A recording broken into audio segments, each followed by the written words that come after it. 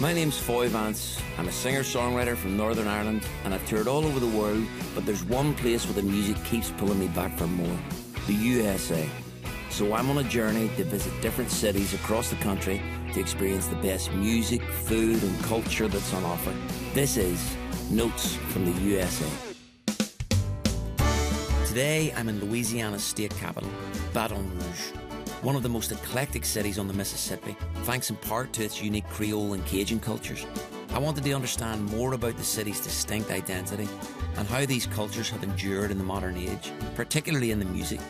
To get properly introduced to the city, I first grab a bite to eat with local music legend, Sean Ardouin. Hey, what's going on, man? Hey, you brother. Thanks for meeting me. Yes, indeed, man. It's my pleasure. You hungry? Oh, yes, sir. I'm getting the Big Lou.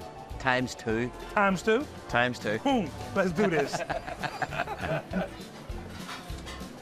Tell me about Creole music. So in Louisiana, you have a Creole and Cajun population. Originally and authentically, the definition of Creole is born outside of country of origin. So the music is just it's a mix of accordion music, you know, with everything that we've been exposed to. And then I took it a step further. I want to be like you. I want to be a legend in my own time. So I created a genre called Creole Rock and Soul. It's a whole new genre. And as soon as I changed it to Creole Rock and Soul, I got 2 Grammy nominations for my 2018 CD, and I've gotten 2 Grammy nominations since then. So I think I'm on the right path. With the squeeze box, especially the diatonic, yeah. That's in Irish music a lot as well. It is. Yeah. The accordion is the instrument of the world. All popular music borrows from popular music. You started in like a marching band? I was in the marching band. I played quads. I was in the band going, man, it'd be awesome if we could just play popular music. And fast forward decades later, and they're playing my music. Full circle.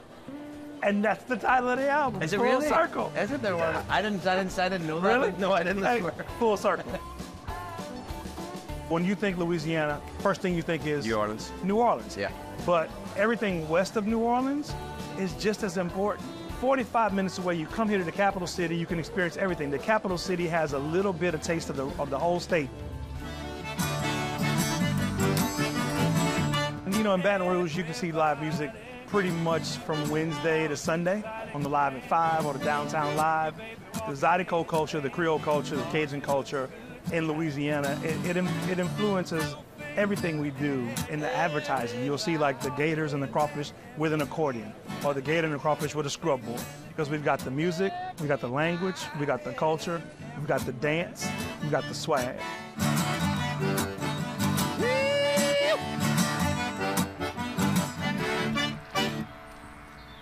Yeah, man. When arriving somewhere new, there's nothing like playing along with local musicians to really help you dive into a place. But Creole and Cajun culture isn't just about the music, it's a cuisine as well. And dishes from both cultures dominate menus across the city. Every different plate seems to tell its own story, and I needed a translator.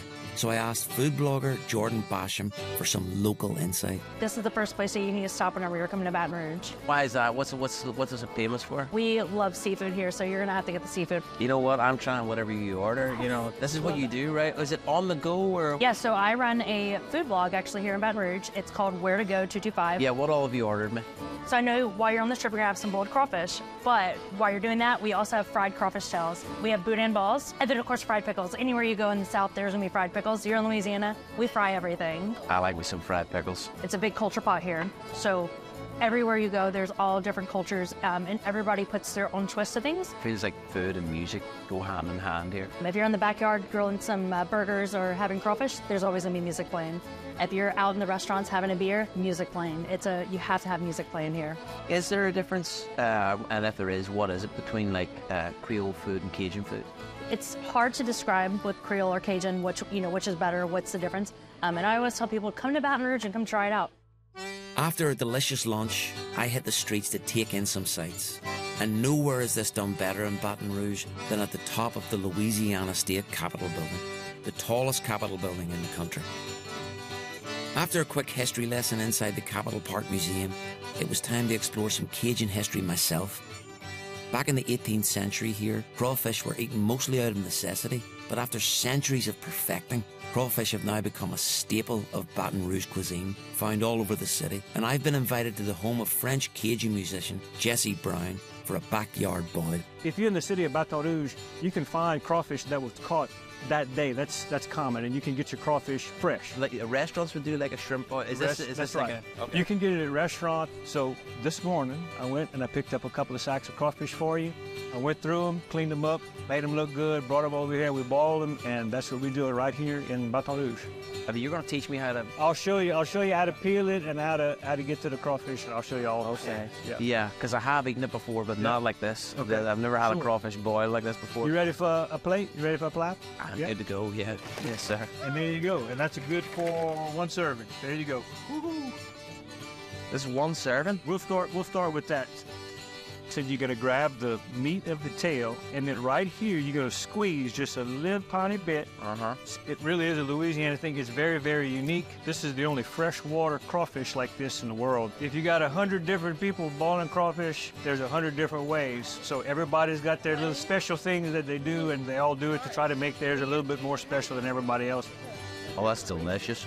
People describe Bâton-Rouge as the sister city for New Orleans. So from a size standpoint, really both cities are about the same. Bâton-Rouge has a very different flavor. It's common afterwards for people to pull out a guitar, accordion, fiddle, dance a little bit, play some music, and just generally pass a good time. Well, let's pass a good time. We will. All right.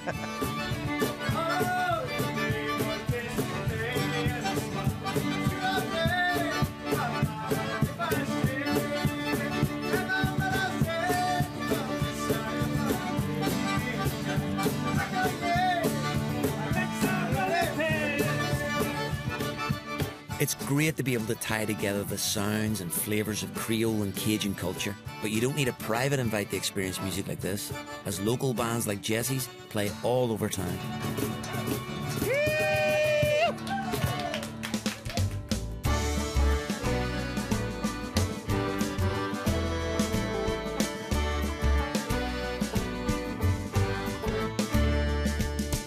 I came to Baton Rouge wanting to understand more about this city's distinct identity and how Cajun and Creole cultures continue to define it. But through playing and eating my way through this town, I feel I've got a grasp on what it's all about. Modern city life is surrounded by conservation areas and parks. The world-famous Mississippi River runs alongside the tallest Capitol building in the country. Baton Rouge is a multi-ethnic, historical mishmash of cultures from around the world, and yet everything seems to coexist here so beautifully. Great music, great food, and great conversation. As they say here, Baton Rouge knows how to pass a good time.